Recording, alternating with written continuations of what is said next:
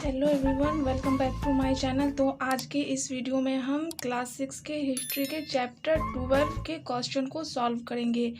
इस चैप्टर का नाम है नए साम्राज्य एवं राज्य। तो सबसे पहले इसमें दिया गया है ऑब्जेक्टिव क्वेश्चन। तो इसमें है सही उत्तर चुनें, सही पर निशान लगाएं।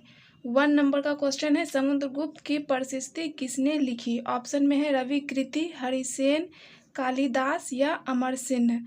तो समुद्रगुप्त की प्रशस्ति जो लिखी थी वो हरिसेन ने लिखी थी।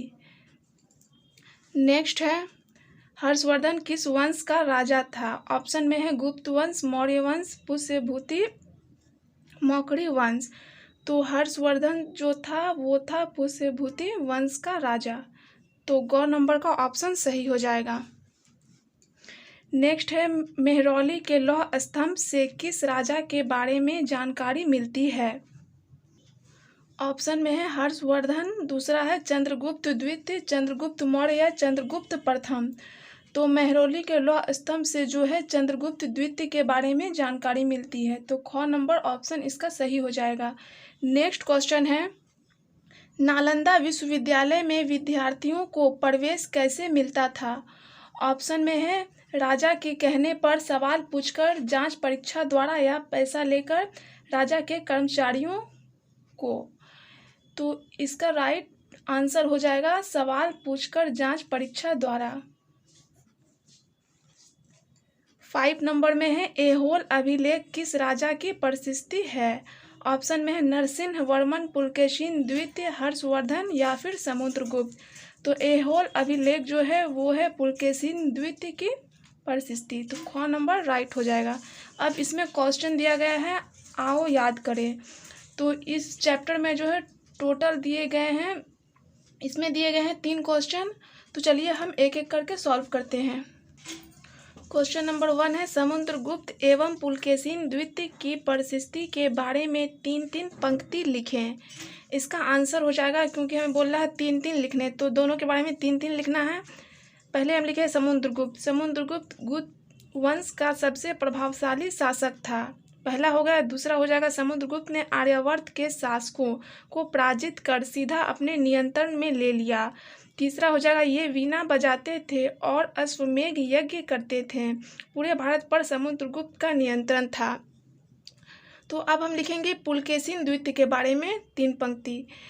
तो पहला हो जाएगा पुलकेशिन द्वितीय चालुक्य वंश का महान शासक था।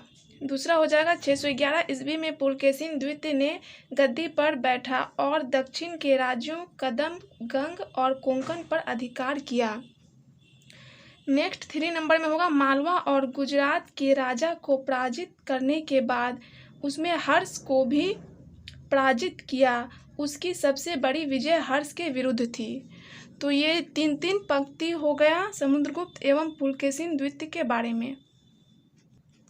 नेक्स्ट क्वेश्चन है हर्ष के बारे में किन स्रोतों से जानकारी मिलती है। हर्ष के बारे में 5 पंक्ति लिखें। तो अब कह रहा हर्ष के बारे में लिखना, तो इसका आंसर हो जाएगा हर्ष के बारे में हमें उसके राजकवि वानभट्ट की कृति हर्षचरित, मधुवन, वासखेरा और संजान ताम्रपत्र लेख एवं वेनसांग के यात्रा वृत्तांत आदि से जानकारी मिलती है। हर्षवर्धन पुष्यभूति वंश का सबसे शक्तिशाली शासक था। उनके पिता का नाम प्रभाकर वर्धन था। हर्षवर्धन का राज्यारोहण 606 ईस्वी में संकटपूर्ण परिस्थिति में हुआ, जब बंगाल के शासक शशांक ने पुष्यभूति वंश को कमजोर कर दिया था। परंतु हर्ष ने अपनी प्रतिभा से इस वंश को मजबूत और स्थिर बनाया। इसने सफल सैनिक अभियानों द्वारा पंजाब से बंगाल तक साम्राज्य विस्तार किया। तो ये हो गया हर्ष के बारे में। हर्ष जो था वो पुष्यभूति वंश का सबसे शक्तिशाली शासक था और उनके पिता का नाम क्या था, प्रभाकर वर्धन था। हर्षवर्धन जो था वो राज्यारोहण कब किया, 606 ईस्वी में। तो अगर आप इस चैप्टर को अच्छे से पढ़ेंगे तो आपको और भी ज़्यादा अच्छे से समझ में आ जाएगा। तो चलिए अब हम नेक्स्ट क्वेश्चन को सॉल्व करते हैं। 3 नंबर का क्वेश्चन है पुलकेशिन द्वितीय ने हर्ष को क्यों पराजित किया, इसकी जानकारी हमें कैसे मिलती है। तो इसका आंसर हो जाएगा पुलकेशिन द्वितीय की सबसे बड़ी विजय हर्ष पर थी। वह दक्षिण की ओर की राज्यों को बढ़ाना चाहता था। पुलकेशिन द्वितीय को खतरा था, इसलिए पुलकेशिन द्वितीय ने हर्ष को पराजित किया। हर्ष जो था वो क्या था, अपने साम्राज्य को और ज़्यादा बढ़ाना चाहता था, जिनसे पुलकेशिन द्वितीय को खतरा था। तो इसीलिए पुलकेशिन द्वितीय ने हर्ष को पराजित किया, यानी उनको हरा दिया। इसकी जानकारी हमें इसके दरबारी कवि रविकृति द्वारा रचित ऐहोल अभिलेख से मिलती है। तो अब हम ये तीनों क्वेश्चन सॉल्व हो गए हैं। अब हम इस क्वेश्चन को देखेंगे, आओ करके देखें।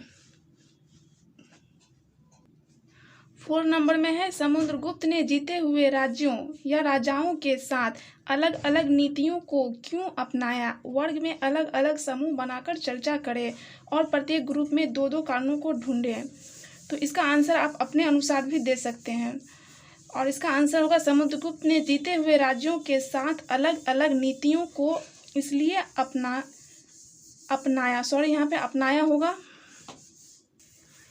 यहाँ पर आपको अपनाया लिखना है, क्योंकि वह जानता था कि उस समय संपूर्ण भारत पर सीधा नियंत्रण करना आसान नहीं था और वन क्षेत्र के राजाओं के साथ समुद्रगुप्त का व्यवहार नरम था और भारत के सीमावर्ती राज्यों ने भी उपहार एवं राजनिष्ठा का प्रमाण देकर समुद्रगुप्त के सामने आत्मसमर्पण किया और उनका आज्ञा का पालन करते थे, जिससे उस राज्यों के साथ उनका व्यवहार नरम था। जहां समुद्रगुप्त ने आर्यावर्त यानी उत्तर भारत के राज्यों को सीधा अपने नियंत्रण में ले लिया, वहीं दूर के राज्यों के साथ नरम व्यवहार किया। तो अगर आप पेज नंबर 120 को अच्छे से पढ़ेंगे तो आपको इसका आंसर और भी अच्छे से समझ में आ जाएगा।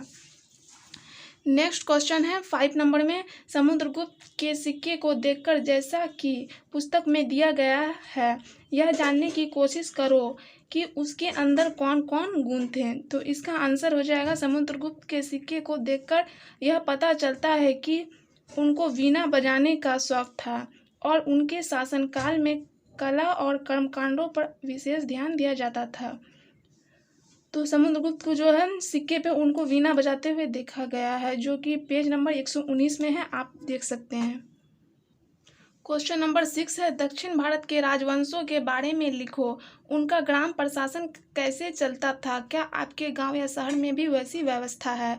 इसका आंसर होगा, दक्षिण भारत में चालुक्य वंश और पल्लव वंश के राजाओं का शासन था। चालुक्य वंश का सबसे महान राजा पुलकेशिन द्वितीय था, जिसने 611 ईस्वी में गद्दी पर बैठा और अपने राज्य का विस्तार किया एवं हंस को हराया। अब हम देखेंगे पल्लव वंश के बारे में। पल्लव वंश का सबसे महान योद्धा नरसिंह वर्मन था। उसने पुलकेशिन द्वितीय को पराजित कर इसने वातापिकोंड की उपाधि धारण की। नेक्स्ट है, ग्राम प्रशासन को चलाने के लिए 3 तरह के संगठन थे, जिसे उड़ सभा एवं नगरम कहते थे। उड़ के सदस्य सामान्यतः प्रभावशाली व्यक्ति होते थे।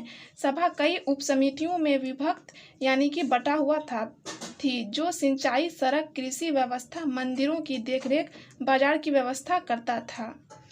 तो उस समय का ग्राम प्रशासन के बारे में पूछ रहा है, जिसका आंसर ये होगा।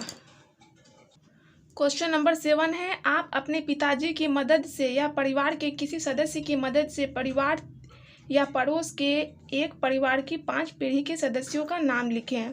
तो आपको अपने परिवार या फिर पड़ोस के 5 सदस्यों का नाम लिखना है। तो पहले आपको लिखना है परदादा जी के पिता का नाम, क्योंकि 5 पूछ रहा तो 1 2 3 4 ये 5 हो गया। नेम आपको लिखना है आपके घर में जिसका भी है।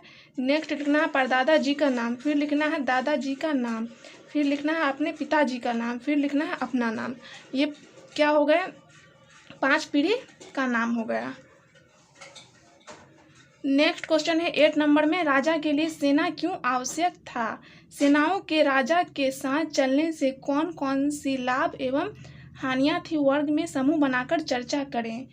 इसका आंसर हो जाएगा, राजा को अपने राष्ट्र को सही ढंग से चलाने के लिए सेना आवश्यक था।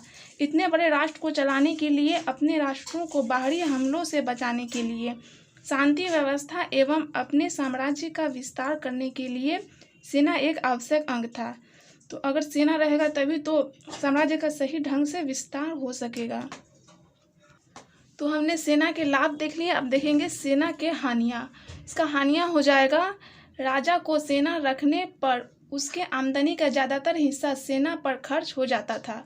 राजा का जो था आमदनी का ज़्यादातर हिस्सा सेना पर चला जाता था, जिस कारण राजा और दूसरे क्षेत्रों के विकास पर ध्यान नहीं दे पाता था, क्योंकि राजा का ज़्यादातर धन सेना पर खर्च हो जाता था।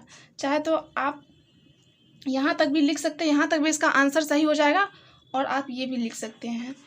तो आज हमारा क्लास 6 का हिस्ट्री का चैप्टर 12 कंप्लीट हो गया। नेक्स्ट वीडियो में हम चैप्टर 13 के क्वेश्चन को सॉल्व करेंगे। तो अगर आपको हमारा वीडियो पसंद आया है तो हमारे वीडियो को लाइक कर दें एंड हमारे चैनल को सब्सक्राइब करके बेल आइकन ज़रूर प्रेस कर दें। वीडियो देखने के लिए थैंक यू सो मच।